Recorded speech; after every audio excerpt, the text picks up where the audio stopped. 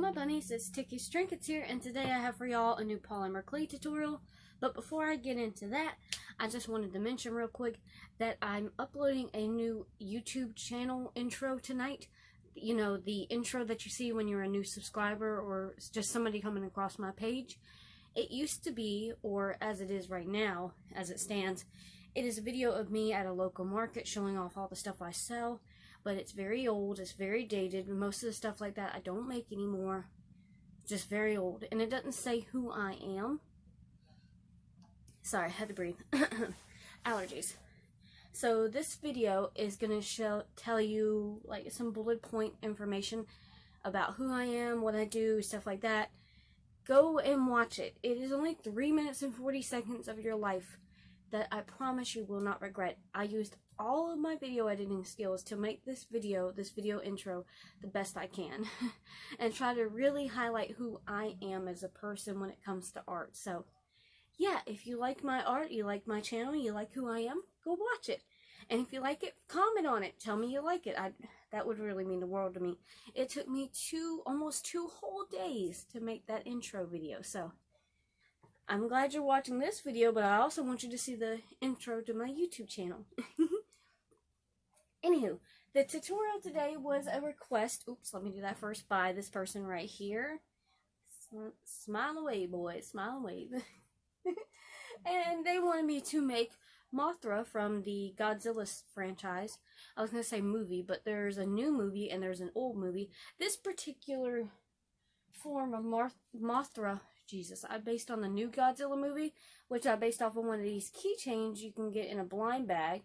It's actually my sister's, not mine. I hadn't actually seen this movie yet, so, you know, I need to get around to watching it. But I based it off this design right here. And it's not to the 9 to the T a perfect match, but I think it came out pretty good, if I do say so myself. For this being the first moth that I made, it looks well enough. And I got 8mm beads for the eyes, so the eyes will look bigger. I did texturing on the head, which you cannot see because my phone's not wanting to focus. I did the wings just like they are on the sculpture or on the keychain, inside and out, not just on the outside. I'm not that lazy. I want to do the inside to match. The back of it is textured. You can't see it now, but you'll see it in the video. The body of it is textured. The mouth I actually redid during the video because I realized I did it the wrong direction. The feeler part, antenna, whatever you want to call it, we're supposed to point upward and I had them downward. I changed that. Little stinger slash thing on the butt. Just, it came out pretty good. I'm not going to lie, it's pretty good. I'm actually going to give this one to my sister, so it's not going to go in my Etsy shop, so there will not be an Etsy shop update for this weekend, but there will be for the following weekend, obviously, hopefully maybe more than one item, too, if I can get something else made. If not, that's okay. For my next YouTube video, I'm trying to remember what it's supposed to be. I cannot remember for the life of me, but I will post it on what's coming next on my YouTube channel. So, thank you guys so much for watching. I really hope you enjoy this tutorial. Go watch my new intro. They should be uploading about the same time. And just don't forget to like, comment, and subscribe, and I will see you in my next video. Let's get into this. Bye-bye, my bunnies. Alright, for this tutorial, you're going to need chocolate color from Sculpey 3, red from any brand that you prefer, hazelnut color, yellow, and black. I'm going to start with the hazelnut color, and the board that I'm using for this base is going to be a square shape, but I made it sideways to kind of make it look like a diamond. Then I just rounded out the pieces of balls that I needed to start with. Starting with the largest one, I just made a teardrop shape, cut the top off at an angle, and then pointed the butt out a little bit. Next, I went on to the second largest ball, and I also took a piece of metal wiring and glued that inside at an angle so it would support the head, and then I used my blending tool to blend it into the neck. Also, if you saw that keychain at the beginning, like I said, I used that as a reference. Next, I took the star-shaped cutter and indented it into the back. Not very hard, just to get the shape. Then I used the X-Acto blades to do the outlining around the outside.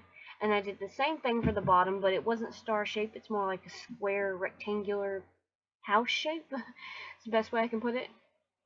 Next, I used my largest ball dotting tool and indented where the mouth slash thing would be. I don't know what you call that on a moth. Then I got 6 metal rods for the legs, which I cut off of wiring that I used for floral designs. You can get them at Walmart or any crafting store. Next, I bent them all at an angle and placed them in the body using glue. And then next, before we go on to these 3 balls, we're actually going to move on to the eyes real quick, which this time I use 8mm size, which I get from Hobby Lobby in the dark blue color for the eyes. Ta-da! Very cute, because I wanted them to be more bug-like. Next, I used one of the balls out of the 3, the biggest one, and used it and made it into a pointy shape and put it in the mouth. You're going to see later that I changed the shape of the mouth and messed it up. These antler little things, antennas off the side, were actually supposed to be pointed upward, but we fixed it, no problem. And then the ball shape in the middle, I actually made it round instead of pointed, so just keep that in mind. Next, I moved on to the brown balls, which I used all the 6 of the little ones to make the legs by rolling them into teardrop shapes and just sticking them onto the metal wire and blending it into the body. Then the large one is going to be the wings, so I just rolled it out nice and flat, and then cut 2 oval type shapes, and then just pointed the tops by kind of squeezing it with my fingers to make it more pointed, more moth-like. And then I used the black colored clay to go ahead and do the first layer of detailing, which I did on the front and the back. Then I moved on to the red to do the same thing, which I did on the front and the back, which looks like this. Next, we're going to move on to the yellow, which again, front and back. Well, I kind of jumped the gun on that photo, didn't I? And to do these little lines, you just roll out little tiny balls into very, very teeny tiny little strips of clay. Very easy, and just place them where you want to. For the triangular pieces, I just kind of squished it between my index fingers and thumbs to make triangles, and then just pop them in place. Here's where I realized I messed up the mouth and fixed it. After that, I realized the wings need support, so I put metal wiring all the way up to the tip and a little bit of glue at the end. And then I stuck them into the body appropriately, and then I went on ahead and baked it for 350 degrees for 12 minutes in a gas oven. If you use electric, do it for 9 minutes so you don't burn the piece. Next, I went on ahead and painted the base black while he was in the oven baking. And once it came out, he or she, each movie changes the gender of Mothra, so, and show.